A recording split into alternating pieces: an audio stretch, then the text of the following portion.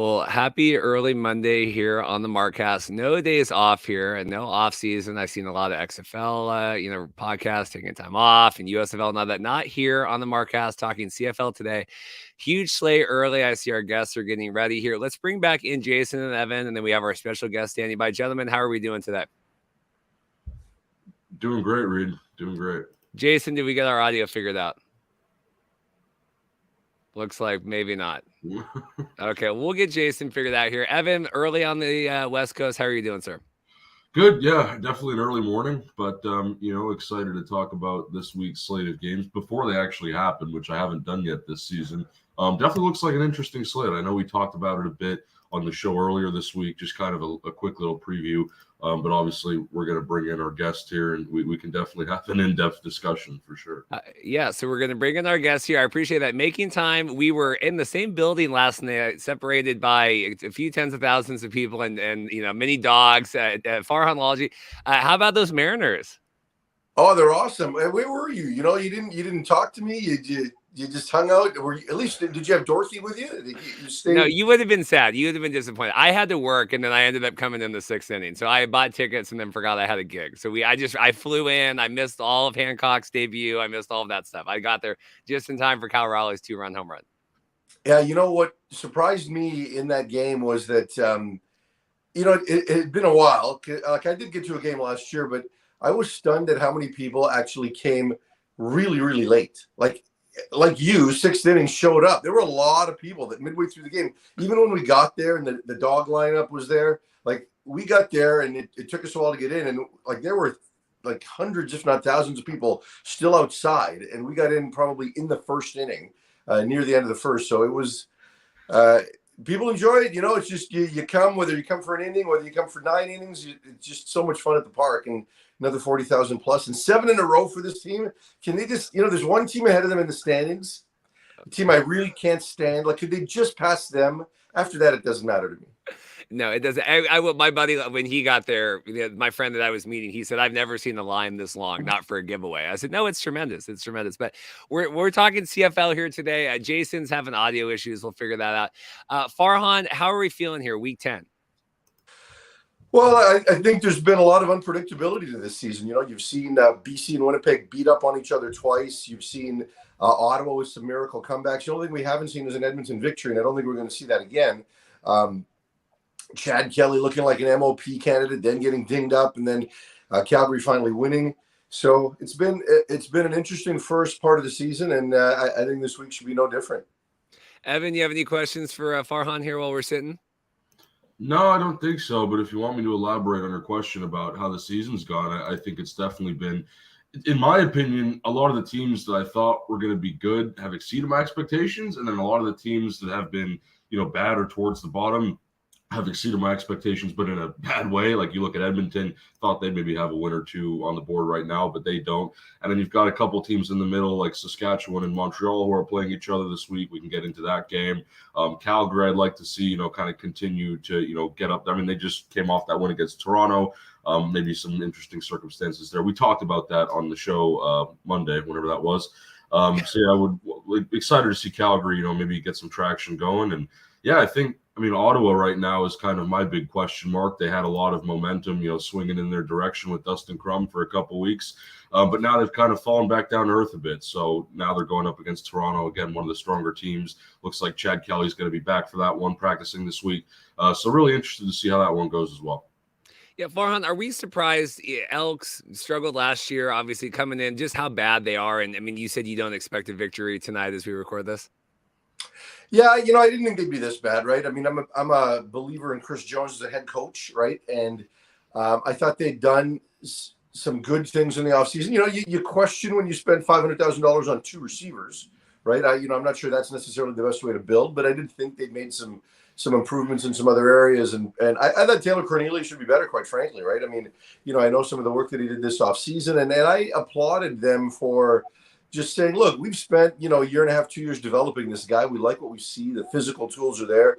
And we think if we can surround him with a better group of people, that he'll be ready to take that next step. And he's been awful. And culture is a delicate thing, right? For all of these teams that have struggled for a few years, it doesn't take much to just seep, back into that morass and just feel like you're a loser again, and here we go again. And that's certainly what's happened, right? And when you have Chris Jones as your head coach, there's not going to be a level of, patience and nurturing. There's going to be a level of volatility and inconsistency with what happens when you're losing, right? Where guys just get shuttled in and out on a weekly basis. So, and they had an opportunity early to beat Saskatchewan a couple of times, right? And they just kind of let it slip through their fingertips. And then it just started to spiral. And like I said, when you're used to losing, you eventually settle back into losing. And I think that's what's happened there.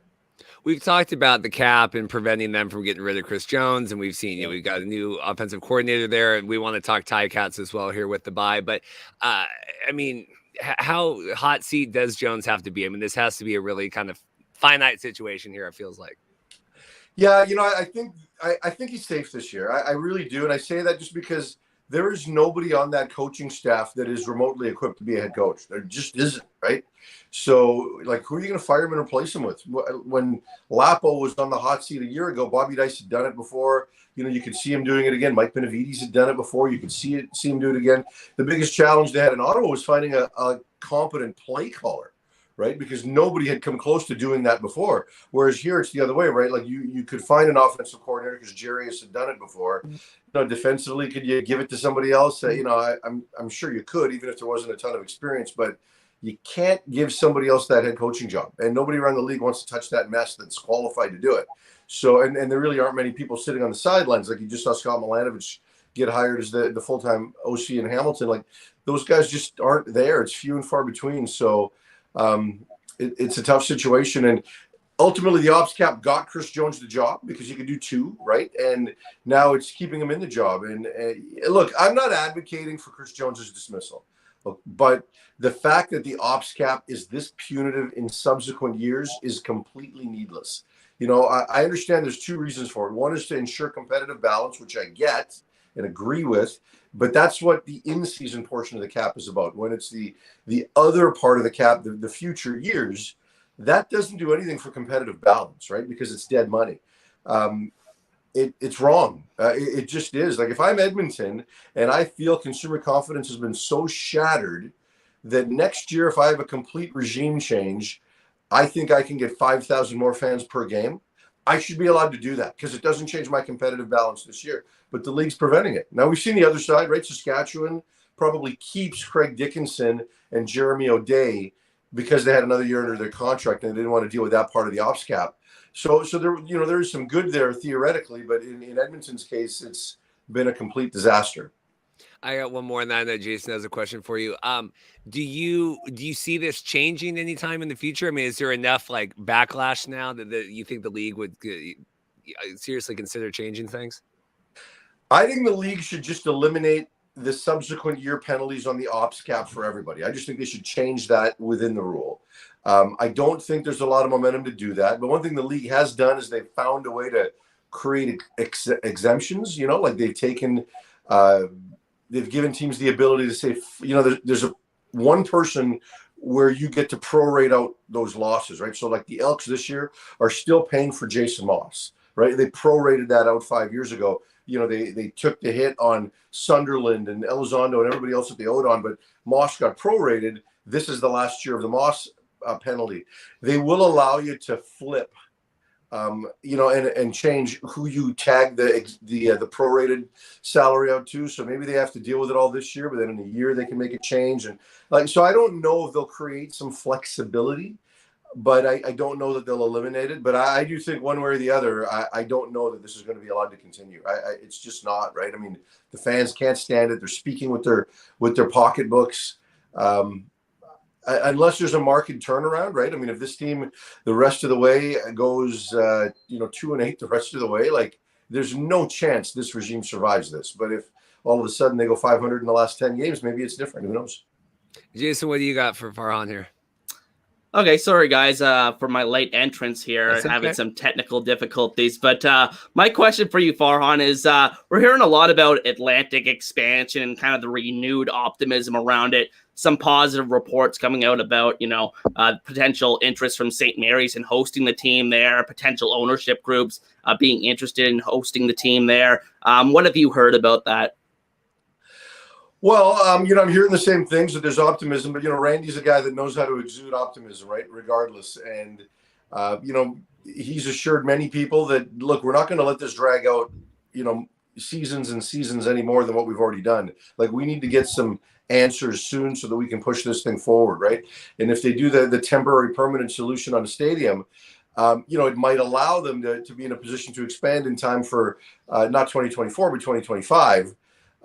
But they need to get there soon to do that. I do know that there's a belief there that they can find ownership. Like, I do think there's been legitimate expressions of interest on the ownership front, but the stadium's a solution. And the one thing we haven't seen is government officials step up and support this yet, right? Like, I think they're waiting for ownership to come in and support it, and before they kind of get involved in what the location solution is going to be and things of that nature. So I'm not sure that the temporary permanent stadium solution is as easy as Randy might make it out to be.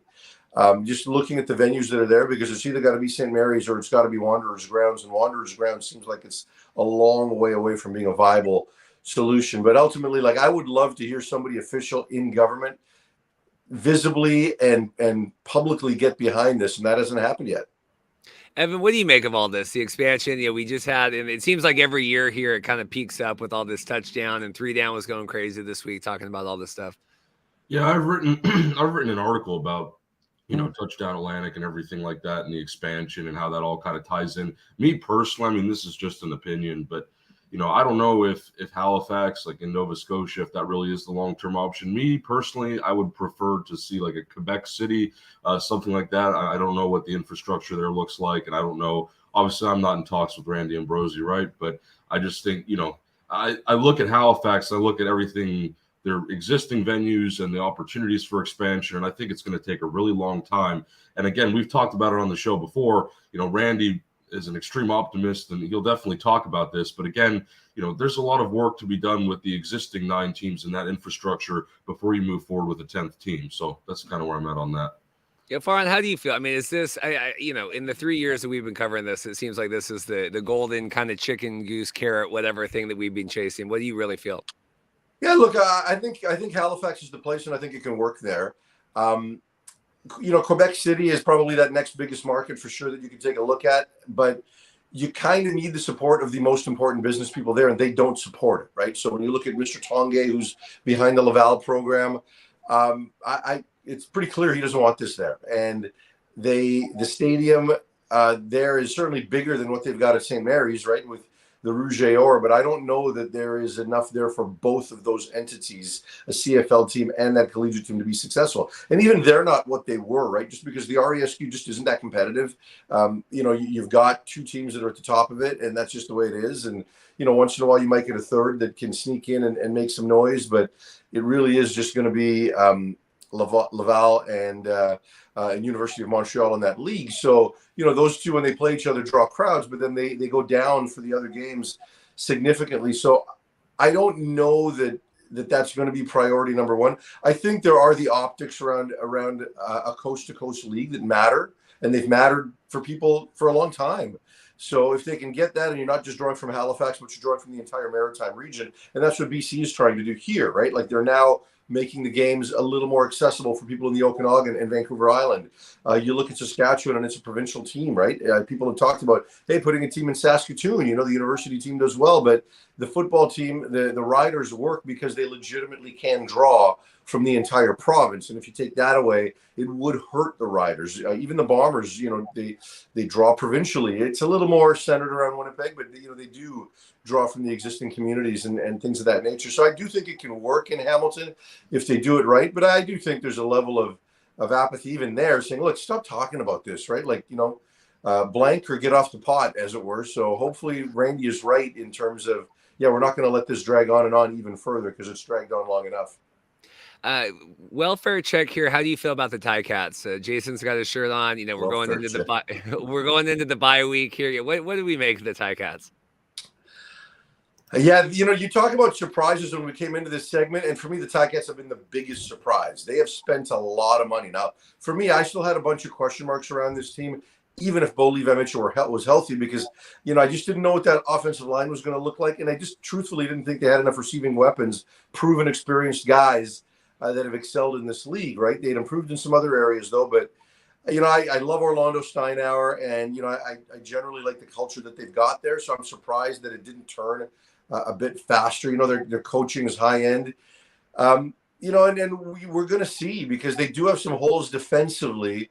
And now you've got Taylor Powell, and we all got infatuated with Dustin Crum, right? And he's a great story, but at the end of the day, Dustin Crum's got to show us that he can consistently throw the football. Hasn't shown that yet, right? He's done it in spots here, and we know how well he can run, but he's not Lamar Jackson, right? Like you're not going to turn a team around and get him into the playoffs once they've seen you on film a couple of times with his running ability. It's good, but it's not ridiculous. And when I look at Taylor Powell, I see good things, much like I do from Dustin Crum. But show me that you can throw the ball consistently. And I'm not being critical of the player, because this is a hard league, and it's difficult for guys in their first year to do that. Maybe he needs more time, and Hamilton isn't Edmonton, right? But they also had a really difficult year last year, and it's easy to kind of slip back into that mindset when you don't start having success. And now they've made the change at offensive coordinator. Tommy Condell's a bright guy, right? It's not going to take him long to get a job. Replace him with Scott Milanovich, who's another really, really smart guy. But ultimately, Taylor Powell's got to show us he can throw the football consistently. And until that can happen, and until the offense looks like it's going to be more than just a bunch of hitches and screens, and they can push the ball down the field a little bit and, get into the 200 yards, low 200 yards, even high 100 yards of passing consistently, they're going to continue to lose. That's just the way it is. So show me. Yeah, Jason, did you feel, is this enough change for you this week, having the OC change over? I know that coming off the big loss here over the weekend. Well, I do think there's going to be some improvement offensively, but my biggest concern when I was putting together the video I did was on Orlando Steinauer's tenure as the Ticats head coach this week. And the biggest concern for me is they're dead last in points against per game. And I think that is so uncharacteristic of the Ticats. They've had consistently a pretty good defense over the years, and I think that has always been something that they could rely upon, and I don't think they have that this year. So honestly, I think that is one thing they really need to improve upon above all else. And I think the quarterback situation, like Farhan said, is not ideal. I think that when it takes a long time to learn how to win in this league, and I think it's very hard to ask that Taylor Powell to kind of take the reins here.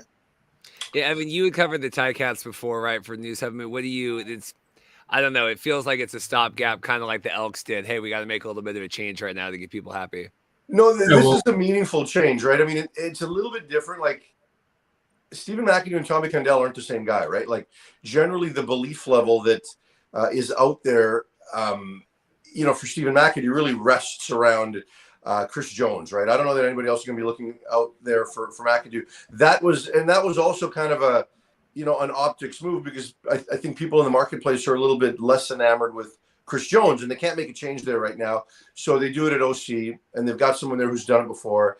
Like, moving on from Tommy Condell is a significant thing. Now, people in that market might be a little bit, tired because he's been there for a long time, but like league wide, people really think Tommy Condell's a pretty good coach. So I think in the case of Edmonton, it was the only move they could make. There are other moves they could make in Hamilton, but the organization really, really believes in Orlando Steinauer. I do as well. I think it's in Edmonton, that move is kind of perceived as shuffling the deck chairs. I think in Hamilton, it's perceived as a really meaningful move. I really do. So, we'll see what the results are. But again, it's tough. And people that I've talked to in that organization that have seen good quarterbacks ascend really believe Taylor Powell's going to be a dude, right? But it's hard to be a dude in your first year. It's just tough, and the league's too good for that. So can he figure it out by the end of the year, and can the East scuffle along? And, they looked great up until a couple of weeks ago. Now there's been a bit of a regression in the East. If that regression continues and Hamilton can stay in it long enough, maybe in another 4 or 5 weeks, Taylor Powell can really hit his stride, or, Bo Levi Mitchell gets back in the lineup, or whatever it happens to be, and maybe they can make a late push. But it's a tough league, guys. It's a tough. Evan, what do you make of this mess? Yeah, I mean, I used to cover this team, and I think, it was somewhat expected for there to be a bit of a downturn now. Maybe I didn't expect it to be this much where you're letting go of your offensive coordinator in the middle of the season. And like Farhan said, Tommy's a very well-respected guy amongst, CFL circles. And I was reading, it's not going to take him long to get another job. And I definitely agree with that. But yeah, I mean, Hamilton, there's a lot of questions there, but they're not out of it, is the big thing, even with all this change going on. I mean, again, like Farhan said, if you just kind of ride, you see what happens with the rest of the East. If you can just, kind of keep afloat and you don't have to blow out everybody, but if you can just at least scrape by in a couple of games, I mean, this team will, they could be back in the playoffs without a problem. So, yeah, I mean, Hamilton, it's not completely over for them, right? But you can definitely tell they invested a good chunk of money in the offseason to a bunch of guys, Bo Levi Mitchell, Duke Williams, James Butler. But, so far, I mean, have any of those acquisitions really stood out? I mean, you can debate that. Not really, in my opinion. Definitely not Bo Levi. But, yeah, interested to see what happens with Hamilton, just given the situation in the East. Here's the thing. If you want to build confidence in a quarterback, people talk about the offensive line and talk about the receiving core, and get a great defense. Right? Like, that's, to me, it's a quarterback league.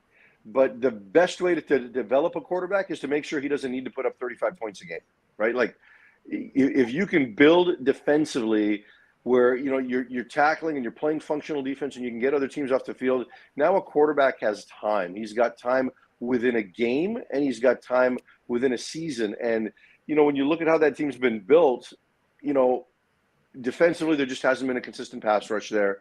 They haven't been able to get that done. I think there was probably some expectations around Jagarrett Davis, who either through injury, age, or just desire or fitness, that didn't work out.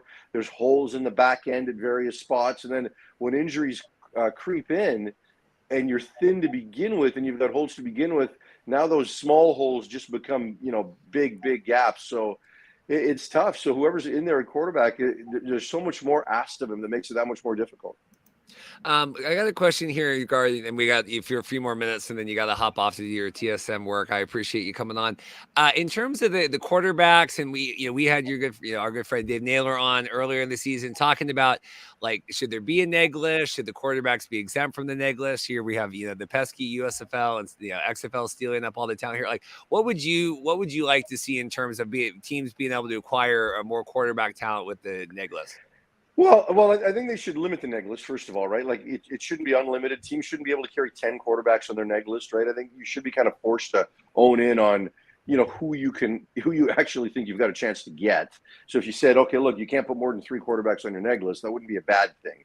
But I'm more of a kind of a process-driven guy in terms of how you identify and evaluate. So number one, I would take a certain number of dollars out of the salary cap, maybe $750,000 for the sake of argument, remove it from the regular cap and create a quarterback cap. Things like, don't allow a quarterback to make more than, say, 9% of the total cap, which is around $500,000, right? Because that's still a good living. Guys aren't going to say, no, I'm not going to play because you won't let me get 6. Have a minimum salary on quarterbacks at $100,000. Optically, you might get a few more guys that can come up. And then create development opportunities for them. For example, the CFL used to have off-season OTAs. They would allow teams to go have a weekend mini camp. Well, bring that back.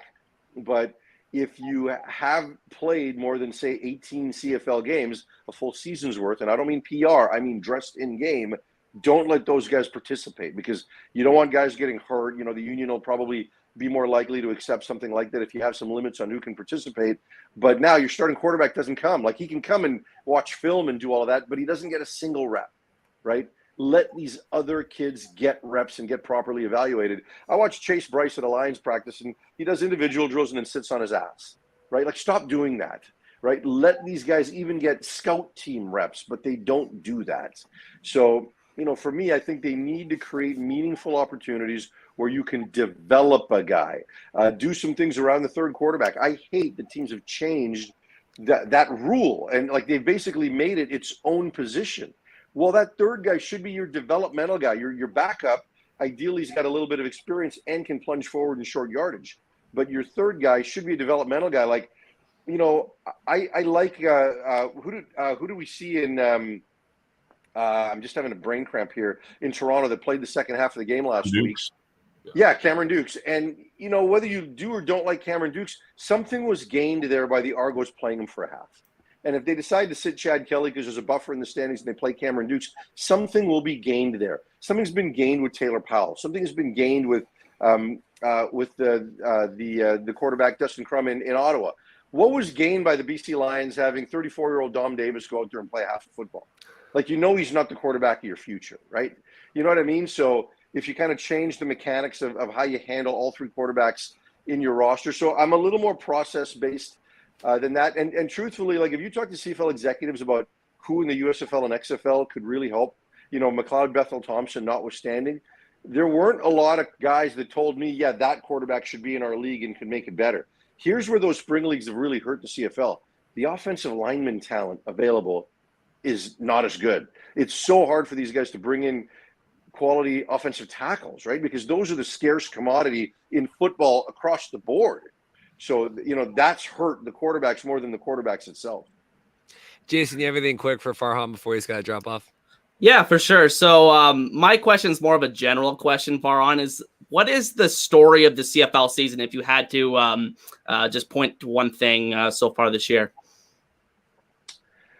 Wow, I think it's probably the balancing at the top of the league, right? I mean, you know, Winnipeg has been so dominant in the last couple of regular seasons here. And, you know, we go into a season just assuming even maybe they're going to be old, you know, but assuming. And now that the fact that Toronto and BC were able to take steps to kind of get closer to that top rung. And, yeah, I know people are going to point to 50-14, but I think those two teams are a little more even, you know. So the fact that we've got three teams that are up there punching, I think has been good. And, you know, we've had a chance to see some young quarterbacks, you know, Crum Mania, you know, the cardiac kids in Ottawa has been fun for a while. We'll see if it can continue, but those are probably the main things that jump out to me. Just that other teams coming to the top to push Winnipeg and just some fun with a bright young quarterback. Well, Farhan, Godspeed. Go do your real work here. I appreciate it. Maybe we'll see you at a game, or else we'll all be in Hamilton, so we'll all be up there. We'll be hanging out. Oh, so nice. I appreciate your time. We'll do that. Give my love to Dorothy, and yeah, hopefully we see you at T-Mobile soon. And I'm going to be at the Seahawk game tonight, so maybe we'll see you there too. Yeah, no, but good luck with that. Yeah, we got that. Who is that coming up there? We've got Minnesota, yeah, right. preseason. Yeah, Minnesota. It's going to be exciting. All right, Farhan, we'll see you soon. All right, bud. Well, there we go, guys. How was that? Farhan joining. You can go check him out on TSN here. Evan, thoughts here going in? We can do kind of a proper proper preview here, and then we'll get out of here at the top of the hour. Let me pull up the schedule. Winnipeg, Edmonton. What are your thoughts going into tonight?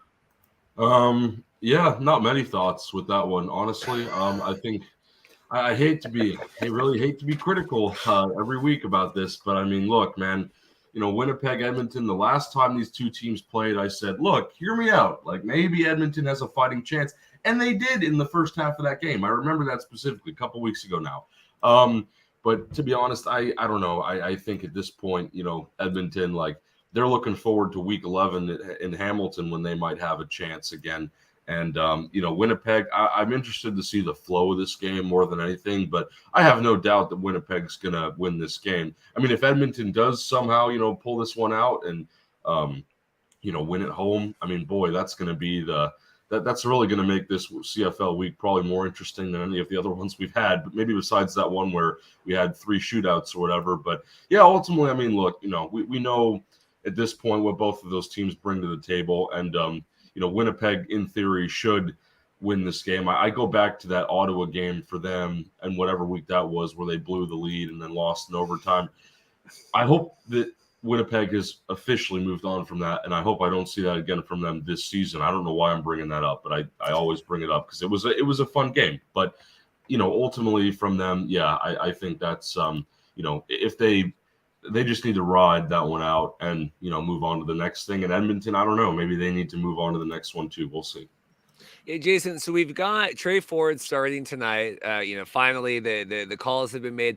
I don't know if I see a win tonight, but we have Edmonton at Hamilton next week. That feels like a very winnable game. I know that doesn't do anything against the losing streak. And then we see Ottawa coming into Edmonton in week 12. So I don't know if this is enough tonight, but if you get Trey Ford in, get him some reps here, see what he looks like. I don't know. I think those next 2 games, I mean, I don't know if 2-9 or whatever. I don't know if that does anything for you, but I mean, what do you make of this tonight, and what do you make of the next couple of weeks for Edmonton? Yeah, so I mean, wouldn't that be a great story if Trey Ford comes in tonight and beats the Blue Bombers, breaks that 21-game losing streak? But I'm with Evan. I don't think it's going to happen. I think that it would really take a miracle at this point. I just think the team around him is just not equipped to beat the Blue Bombers, even though Edmonton has been pretty competitive over the last couple of years when they played the Blue Bombers. Haven't walked away with a win in any of those games, but I think that this game will probably be close in like the first half, like Evan said, but I don't have much confidence in Edmonton in this game, and I'm interested to see if Trey Ford's legs make a difference for that Edmonton offense. Do they change the flow of that offense? Does it create more running lanes for a guy like Kevin Brown? Maybe a little bit of read option kind of offense there. I think maybe the off-script offense will be a little bit better for Edmonton as well, but I don't know how much of a difference will make in this particular week. But yes, I'm circling, like you, Reed, that game against Ottawa in a couple of weeks as a potential streak breaker there for Edmonton. Just because I think at that point, like Farhan said, the crumbness of it's kind of worn out, and people, seem, that's the thing. It's so funny in here that people, oh my God, Crumb's, the next great CFL quarterback, and it's going to go crazy. It's like, let's give teams a couple weeks. I mean, I think you always get that backup quarterback bump kind of when they come in and you're not really sure what to expect. But yeah, I could see, I don't know if that does anything, beating Ottawa there, but it could be exciting. I want to get, because we didn't have Jason on the show, and we'll get Evan's kind of continued thoughts on this, just the Winnipeg dominance of BC over the weekend, and with the Donut Boys, they put up a 50 with the donut. Like, what did you make of Winnipeg just dismantling BC? Well, I think we saw the true potential of that Winnipeg offense on the field really for the first time this season. I mean, Kenny Lawler missed the first 6 games or so of the season with that visa issue, so we were able to see him, Dalton Schoen, Nick Dembski, all those guys on the field at the same time and at 100%. And you saw how dangerous that they could be. Big play offense. Kenny Lawler, I think, is arguably the best receiver in the entire CFL. I mean, just what he can do deep down the field is pretty impressive. And I think that, Winnipeg just proved that they're right still in the conversation as a Grey Cup favorite this year. And I think that BC is going to have to go back to the drawing board and see what they can do when they play in BC later on this season. I believe that's in September or October. Yeah, I think it's like people keep saying October 6th. I guess it must be. Evan, thoughts about Winnipeg here? Any continued thoughts here following? We were all kind of shell-shocked here on Monday morning.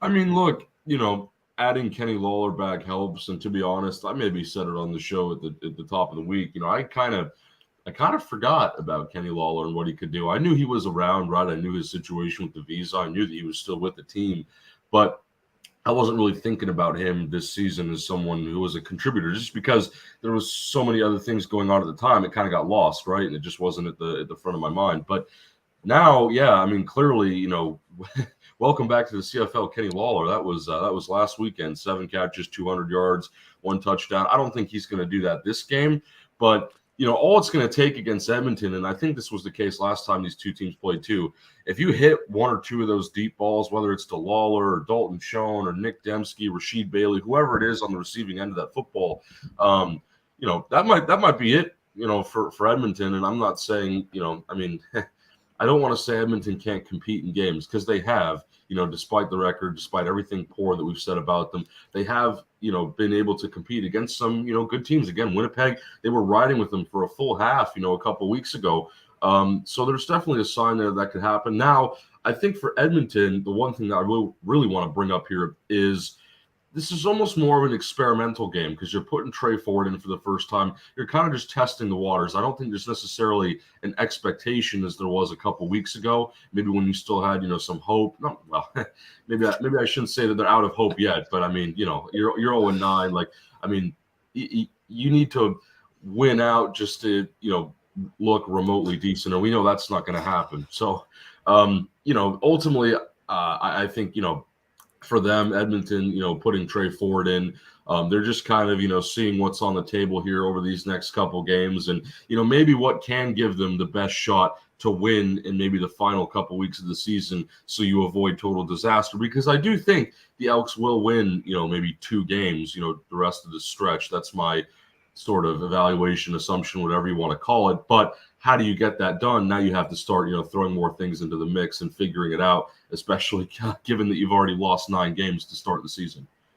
I want to say I had put this on the thumbnail for this week too for the logos, but the indigenous logo here that the Elks have might be the best thing they've done all season. And this is hot. And I've seen some people say that this should be their logo moving forward. And, maybe we get kind of a fresh rebrand tonight.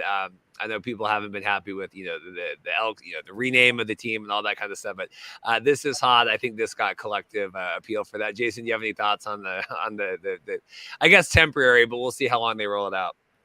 Yeah, I really like those logos that these indigenous artists come up with. I really like the one that the BC came up with. I actually had a t-shirt of that logo on it, and I would love a t-shirt with this one on it as well. I think this is maybe even better than the one that BC came out with. So, yeah, I think maybe this provides a little bit of a spark. I don't know how much of a difference it will make, but yeah, I like the logo.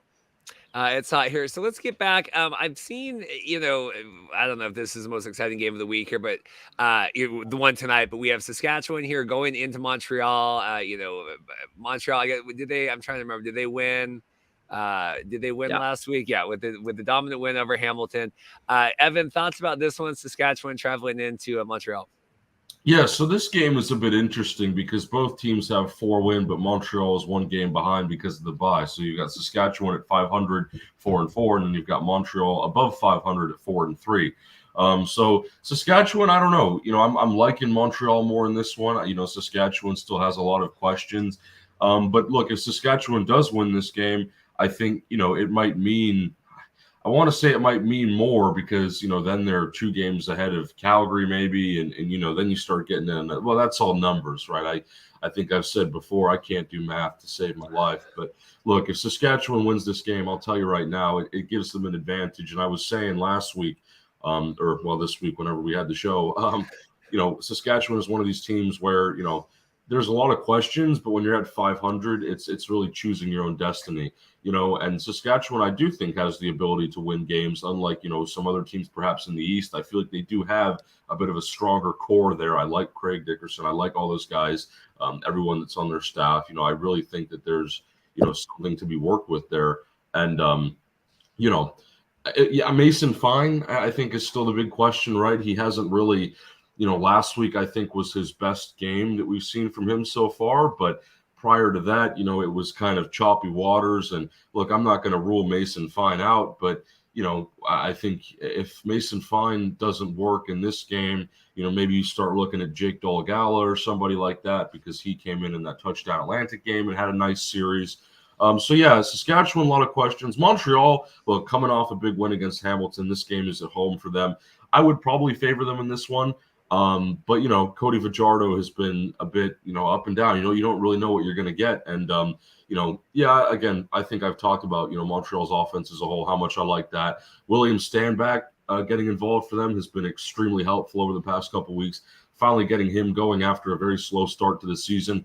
But, ultimately, this should be one that's I don't know if I said, well, we'll get into the Calgary BC game because I'm going to be at that one. Maybe I said that was going to be my quote-unquote game of the week for obvious reasons. But Saskatchewan, Montreal, I think from a pure viewership perspective is definitely one to keep an eye on because it's a very, very evenly matched teams, and it's between 2 different divisions. So those ones I always like. Jason, I want to get your thoughts on kind of the Saskatchewan Mason Fine. Looking last week here, 23-37, 296. Rod had a segment this week I saw on Twitter. Strevler got released from the Jets, and I think he had injured his thumb, during their preseason game, I guess the Hall of Fame game. And it was that Saskatchewan fans are never happy, right? It's always like the grass is always greener. And okay, we had Cody, but we didn't want Cody. And then, now we have Mason. Okay, let's bring in Chris Trevler. Rod really kind of pounded the table for Mason Fine here, saying that he's done good so far in his start. What do you make of kind of that situation, the quarterback, Mason Fine, everything else? Well, I think like a lot of these quarterbacks around the league, it's too early to tell like whether or not they're going to be something in this league. I think that Mason Fine has proven that he's pretty accurate. I think that he's completed a large percentage of his passes or a high percentage of his passes in all the games that he's played. And I thought that he had a really good game last week versus Ottawa. Had a couple of dimes that he dropped deep down the field against that Ottawa secondary. But when we get to talk about the Ottawa game, I think one trend that's coming up with them is that their secondary has really struggled over the past month or so. So I'm looking forward to seeing what Fine can do against this Montreal defense, which has been very impressive this season. I've seen them a couple times here in Hamilton in person. They, throw a lot of exotic blitzes at you. They have a really good secondary and, defensive line. They just added Sean Lemon a couple of weeks ago, and he had a big game last week versus Hamilton. So I'm excited for that particular matchup in this game, and if Fine can replicate what he did last week. Yeah, show me like it was immediately in that game, right? It was like the forced fumble on Powell. I think it was in that first drive. I mean, immediately kind of making his presence felt there. In terms here, Evan's going to be heading out here soon to go to the Calgary BC game. Is this a bounce back for BC? What are we looking at here, Evan?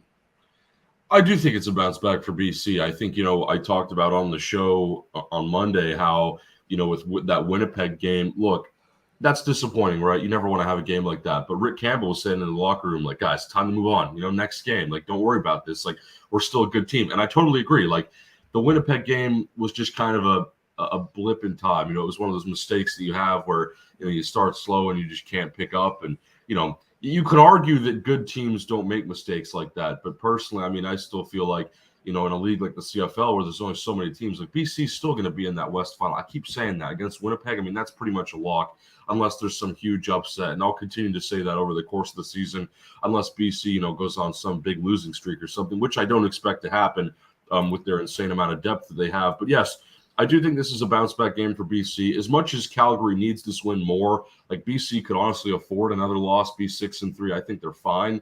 Calgary needs to win more. But right now, I still don't see enough from them to where they could take down a team like BC at home. And again, they've made progress, right? I know they came off a win against Toronto that surprised a lot of people. Now, I said before, right, in that game, I still think Calgary wins regardless of whether or not Chad Kelly gets injured, just because Calgary, has previously kind of figured out Calgary on multiple occasions, or Toronto, excuse me. But yeah, no, I mean, you look at Calgary, there's a lot to like there. I think they still have a fighting chance. If Saskatchewan wins this game against Montreal, I don't know. Then we might be saying some different things. But I still think Calgary has a fighting chance for now. I like what they have, too, in certain aspects of both their offense and their defense especially. Calgary's defensive line is something else, man. But, right now I just see BC winning this game by, I think I said maybe 10 points, something like that. Jason, I hated how Coach Campbell kind of looked at the loss here. We played, or I don't think we played. I had the locker room sound here on the Monday show talking, oh, guys, just, you just got to watch this one and move on. People, in baseball, I think it's a little bit, okay, we got 100 and whatever games. Okay, we could chalk a couple loss. You're not going to lose. I think CFL, you get that. I get that vibe sometimes. Oh, it's a marathon and don't worry about it. I hated this, like, well, we got our ass beat. Don't worry about it. We'll come back. Like, what did you make of that, of Coach Campbell's kind of message to the team following that? Because it really, to me, it was just an embarrassing loss. Yeah, well, I mean, I actually said on my recap video that I thought it was kind of a burn the film type of game for the BC Lions. I mean, just nothing went right for them in that one. I think it's worth noting that they didn't have their starting quarterback there. I think that made a big difference, obviously, to the first matchup we saw against Winnipeg. So I don't know how much you can draw from it. I think the biggest thing is that their defense got torn apart in that game, really looked vulnerable for the first time this season. So I'm looking to see if they have a big bounce back in this game. And like Evan said, I think it's a prime bounce back opportunity for the Lions. Jake Mayer and Calgary have really struggled against BC over the past couple of years. So I'm really interested to see if, that continues. And I had a video actually looking at how Jake Mayer's played against both BC, Winnipeg, and Saskatchewan, earlier this season, and how he struggled in those matchups against those three teams that are kind of playoff contenders in the West Division. And, at the end of the day, it's going to be interesting to see what happens for, BC and if they can bounce back here. And especially with Adams back in the fold, it looks like. Yeah, I got to hear, his. I found they had I just wanted to have something to visually hear while we talk about Vernon. Were you, and I'll get Evan's thoughts as well, but first, Jason, were you surprised? Dane didn't look great. I felt like Dane really felt like, okay, I got to make a big explosive play like right now, right? Like, okay, they get down, we're throwing it like. If they had just had a couple sustained drives going down the field, I think that slows the momentum, right? I think that helps kind of the crowd and kind of everything else. Like, were you surprised with how Dane played? No, not at all, because of how much pressure Winnipeg was putting on them right from the jump of that game. I feel like every time he let go of the ball, he was getting hit by Willie Jefferson or some guy on that defensive line for Winnipeg. So I think I'm not too surprised, because Dane Evans, when he does face pressure, he doesn't tend to handle it very well. And when you can block up front for him, that's when he can have a very effective game. But they just didn't look like they had that right from the jump in that game. Evan, is Dane kind of what we thought he was? Were you underwhelmed, overwhelmed with his performance last week? Well, I was definitely underwhelmed this week, but I left that game. I still believe Dane can be a starting quarterback in the CFL. Now, my opinion on him has changed. I don't want to say drastically, but it has changed over the past couple seasons. I used to be big on the Dane Evans hype train, especially back when I covered Hamilton in that Grey Cup season. I really did think Dane Evans was the future there, and unfortunately, that just wasn't the case. Last year, I don't want to say he regressed. I hate to put players in a position like this where I have to say negative things, but if we're being realistic here, I mean, he didn't live up to my expectation. Let's put it that way. And, now he's in BC, he's behind Vernon, and, Vernon's played so well. It's like, well, and Dane hasn't, again, prior to the Winnipeg game, he looked all right. I think it was against Saskatchewan. It was okay, but it's at a point now where, unless Vernon gets hurt again, I don't think he plays this season. And, I think the bigger picture here is, what does this look like moving forward? Does Dane become a career backup? And how does this really affect his development? I know we had talked with Farhan, and we've talked about it in previous weeks too, about how the CFL quarterback development situation has, kind of been altered over the years, and perhaps it's not in the best way with just the number of quarterbacks, and you have a designated short yardage guy, which, takes away from sort of your ability to just develop as a pure passer, or even just a regular sort of scrambler, if you want to talk about mobility. But yeah, I mean, we'll see what happens to Dane Evans. He's definitely one of the bigger, I think, questions now more than anything. And if you had asked me that 2 years ago, I don't know if I would have been, I don't know if I would have ever imagined saying something like that.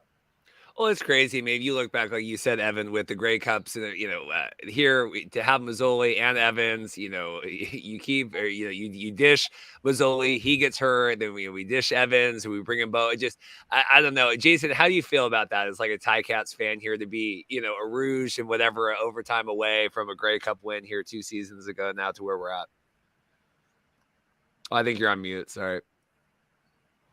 Sorry about that. That's yeah. okay. So, like on one hand, I think, maybe a part of me says that they should have brought Dane back for another year. But then the other side of me says they really couldn't have justified bringing him back, given how poorly he played at times last season. I mean, I think he was 16 touchdowns, 16 interceptions last year, but 5 of those touchdown passes came against Winnipeg. So, I mean, take that away, 11 touchdowns, 16 interceptions over the course of the season just isn't going to cut it. And, like Evan, I was very high on Dane after that 2019 season. And after the 2021 season, I thought they made the right call going with Evans over Mazzoli. He was the much younger quarterback, had much less checkered injury history as well. So, I mean, I don't think that, it's unfortunate that both of these guys aren't really starting quarterbacks right now in the league. And, unfortunately for Mazzoli, that's due to health reasons. And then Evans has had some health things the last couple of years, obviously was knocked out in the Grey Cup game in 2021 as well. So, I mean, at the end of the day, I don't know where I was going with this, but I think that Hamilton. It's a struggle for what they've been doing with the quarterback situation over the last couple of years, and as it pertains to Dane Evans, I think he can be a starting quarterback in this league, but I think he's one of those guys that is dependent on the situation around him more than anything. And I don't think that's, you could say that about a lot of guys right now in the CFL. Well, I think that, we've talked about this before on here. I think the end of this season going into the next year, I'll be very curious to see what the quarterback situation here looks like up north, because, depending on what Mazzoli does and what Bo does, if Dane has played his way out of, we could trade for Dane, kind of Arbuckle did that this year, right? Like, okay, we kind of, he's duty now, we don't, he used to be in that conversation like, we just got to bring in Nick Arbuckle and do that, or we got to bring in whatever. Last game here, Crum Sanity going into the Argos. We'll get Evan's thoughts first, and then I want to get Jason on kind of how pedestrian the Argos looked last week with Chad being hurt. But Evan, what do you make here, Ottawa going into Toronto?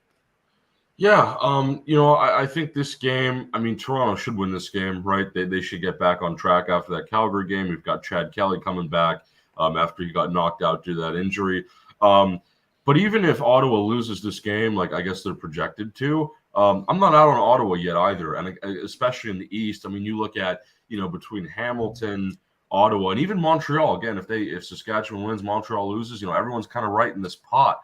And let's say Ottawa pulls out, some miracle win against Toronto, then things are really interesting between those three teams, Montreal, again, Hamilton, Ottawa. I'm not out on Ottawa yet, even though they're last in the East. I'm not out on Dustin Crum. I'm not really out on any of those guys. I think Bob Dice, I've never gone on record saying this, but he might be my favorite coach in the CFL. And look, I love Rick Campbell, love those, veteran guys in Winnipeg and things like that. But, Dinwiddie in Toronto as well. But, Bob Dice just kind of has this, he's got this almost swagger about him. It's kind of like he's the underdog. You always got to root for the underdog, and I just remember seeing him, backpedaling after they won that overtime game against Winnipeg, and the whole team just comes together, and it's a beautiful thing to see that in football and in sports in general, really. But that's kind of getting off topic. But ultimately, I like what Bob Dice does there. I really think that he can rally this team when they need to.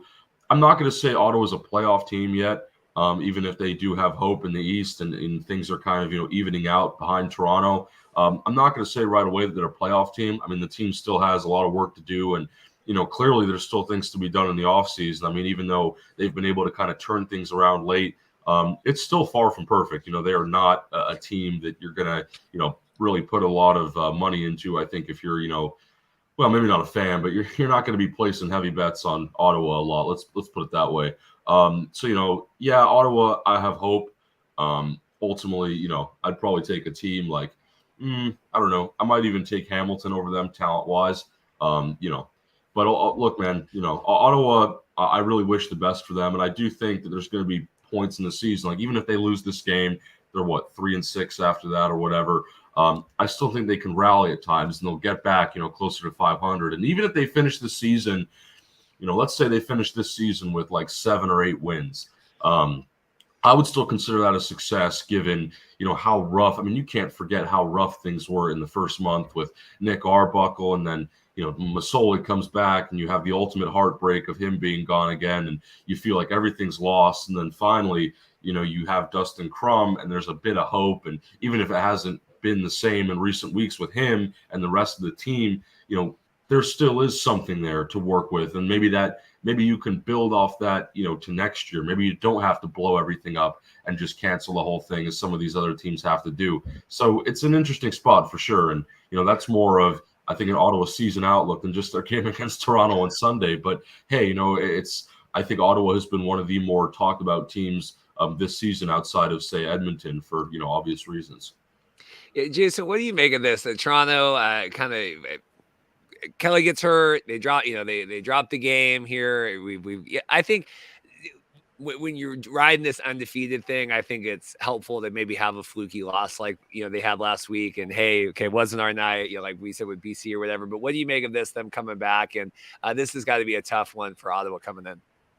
Yeah, like about the game last week, I think the biggest takeaway for the Argos is just the amount of injuries that they suffered in that game. Obviously, Chad Kelly's the big one, but also Darius Pickett, one of their best defensive players, went down in that one. Alex Brinkman, a good rotational defensive lineman as well. AJ Ouellette actually was banged up earlier in that game, was able to return, but I mean, the injuries started to pile up for the Argos in that game. So, I mean, I'm not too worried about them. I think that, like you said, it's good to get that, that undefeated streak out of the way, because I think that it could kind of wear on a team. I think we saw that from Winnipeg last year. I mean, they went up to 11-0 before they lost. And, at the end of the day, I feel like just the pressure that's mounting every week that you win is just a lot of pressure to play under. And it kind of distracts from the ultimate goal of surviving the marathon of the season and ultimately winning the Grey Cup. And I think that now that it's out of the way for the Argos and that they look like they avoided the worst case scenario with Chad Kelly,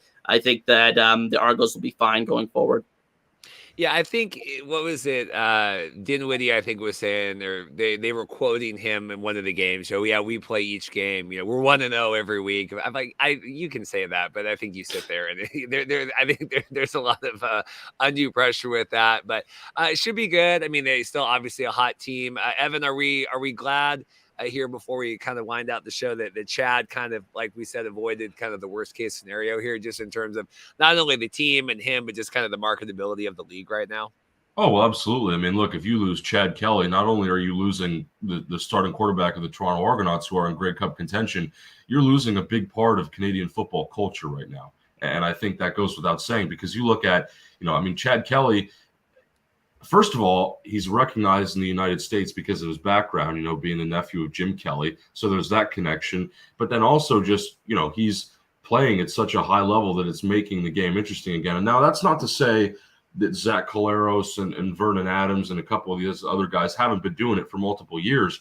But Chad Kelly, just kind of burst onto the scene as an elite quarterback. And again, because of his background and just because of his sort of, like a lot of people know who Chad Kelly is because, I mean, look, he unfortunately, he was drafted in the NFL, had some legal issues. Again, there's the Kelly family connection, like I've already talked about. But that's, I think, what separates him from some of these guys like Zach Collaros and Vernon Adams. Like you look at Zach Collaros, I mean, he's been an elite quarterback for X many years now, been in the league for even longer, bouncing around before he kind of settled down in Winnipeg as a starter. And but people don't know who that is because he played at G5 Cincinnati and then just went up there and, outside of Travis Kelce, maybe giving him a shout out because he was his college quarterback, you're not going to hear much about Zach Collaros. But I think, Chad Kelly, like I've seen, on certain, tweets and things like that, people are like, oh yeah, Chad Kelly, I remember him, Mr. Irrelevant and the whole thing. And like, he was at Ole Miss and all that. So there's definitely, that I think is at least, bringing a bit of attention to the league. And if you're a CFL fan already, not someone that's, on the outside looking in, Chad Kelly has added an extremely positive element to this league. And I think Farhan put it best when he said, what's nice about this season is you don't just have Winnipeg and a bunch of teams, below that. It's BC and Toronto, especially, again, with them, being undefeated up until last week, are kind of rising to the top of the crop here, if you know what I mean. And I mean, if you lose Chad Kelly, that would be a big blow to just, the CFL season as a whole, because, people have enjoyed watching him. I think, especially if you're a Toronto fan, yeah, but me, like I'm, kind of a neutral fan. Maybe I lean towards BC a bit, but, I've really enjoyed, I mean, he brings an element to the game that's been missing for, I think, many years now. And again, that's not to discredit, Collaros and all these other guys, but there's just something about the storyline of him coming into the Grey Cup, having barely played in the CFL before that, and then within a couple months of an offseason, turns around and becomes, one of these better passers. Because again, like a guy like Zach Collaros, I'm not trying to take away from him, but Collaros has just set a standard now. And if Collaros doesn't throw for 300 yards and 2 touchdowns a game, then it's like, oh, I mean, we probably should give him more credit is what I'm trying to get at here. But still, like, it's just we're so used to that now. It's not very exciting. Whereas Chad Kelly brings this extra element of spice or whatever you want to call it, excitement, just makes the overall product better, I think. Jason, anything else from you here before we get out of here? Yeah, so my one thing I'm watching in this game is that Dustin Crum has really struggled over the last couple of weeks. They don't have an offensive touchdown over the last 2 weeks, and they're going up against that really good Argos defense. So my question is, has the CFL figured Dustin Crum out? I guess we'll find out this weekend. No, I think, yeah, like I said, it was funny, and I enjoyed when we had Steve Simmons on a couple weeks ago, and because it was following that crazy weekend, and Crum coming back and winning and all that. He said, yeah, it was the most exciting weekend, but like I don't know if that's a good thing right now, where we kind of have this maybe a quarterback. I think we call the episode the quarterback crisis here coming. But I appreciate it. I appreciate Farhan getting up early today, making time to come on the show. That's appreciated. You guys making the time. Hopefully in my work schedule next week, but I have some emails out. Could be a banger show next week. Could be a very banger, very CFL heavy show. Could have a couple big time guests. So sometimes when it rains, it pours, and we'll see. But this week, I thought this was a good solution. Here having to work the rest of today and with these Thursday games, but we'll see next week. Could be exciting. Evan, safe travels. Cheer loud for BC, America's CFL team. Make a sign, make a poster, but. And I appreciate Jason as well. And we'll post this video over on his channel as well. I appreciate you guys. I got a dip. So we'll see you next time. I was seeing if any other comments come in. All right. We'll see you guys next time. Take care.